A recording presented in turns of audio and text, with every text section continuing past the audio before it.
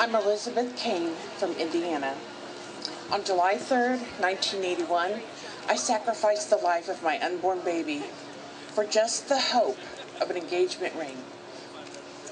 I let an abortionist kill and throw away my child because I thought my boyfriend would marry me. Before my abortion, I thought I knew it all. Like many 19-year-olds, I was in charge of my life and my future. I had a year of college behind me full of hopes and dreams, in love with my 23-year-old boyfriend. I knew in my heart that he was the one. It was the late 70s, and the phrase sex, drugs, and rock and roll unfortunately described some of what Brian and I were into, and certainly influenced the poor decisions I was making. I didn't think I was really hurting anyone, and had no idea how badly it would turn out. When I told Brian I was pregnant, he said we weren't ready to have kids, and I should have an abortion. I was shocked because I thought he would want to get married. When we argued about it, he assured me that we'd have a family someday, just not now, and that he'd take care of everything. Well, he did what he promised. He borrowed the money. He made my appointment for me, drove me to the Indianapolis Clinic for Women, and waited there while I aborted our baby. I knew abortion was wrong, but I ignored my screaming conscience trying to warn me. When we got to the abortion center, no one was praying outside or offering hope.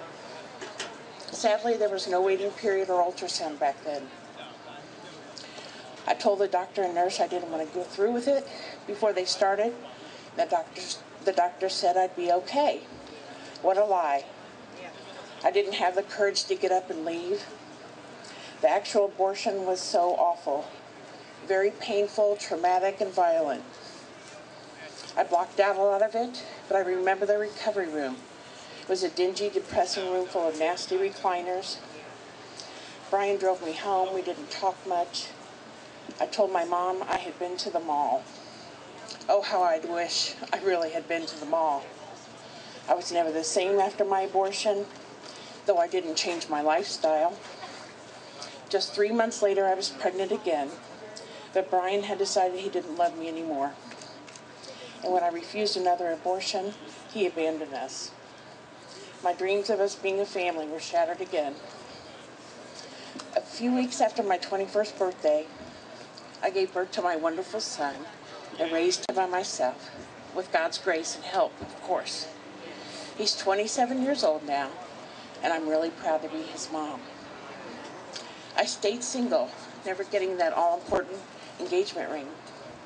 My son has paid a huge price for my mistakes. If only I had trusted God instead of myself. I used various things to try and numb the pain. Drinking, drugs, smoking, overeating, being promiscuous, and after 18 years realized the connection between my abortion and my addictive and destructive behavior. I've battled severe depression, feeling worthless, and lots more the evil one tries to conjure up. A few years ago, after realizing I was having trouble keeping my appointment for my annual GYN exam, I realized it's because I have flashbacks to my abortion every time I have to use those stirrups. I praise God that in 1989, I sought out and received God's forgiveness and the sacrament of reconciliation. I've received help and healing in many other places, but none has done more for me than the fellowship, acceptance, and understanding I found with other post-abortive women and men. I attended a Rachel's Vineyard retreat 2 years ago, and it was a very beautiful and healing experience. I felt deeply loved by God, my children, the other participants, and the volunteers. While I've had one surgical abortion, I also have another baby in heaven. In 1980, I was on the pill for a short time, and I had a miscarriage and didn't even know about it until 3 years ago when the Lord spoke to my heart. This is my contraceptive abortion. I've named my children Eve Marie and John Paul and talked to them often. I asked them to please help their brother, their father, and their mother down here, and to help the poor babies coming to heaven. Lord, have mercy. Not a day goes by that I don't regret my choice. It's been over 28 years, more than 10,000 days. What I would give to live that day over again and choose life for my baby. But abortion is forever, and we don't get do-overs. So I'm going to speak the truth and be silent no more.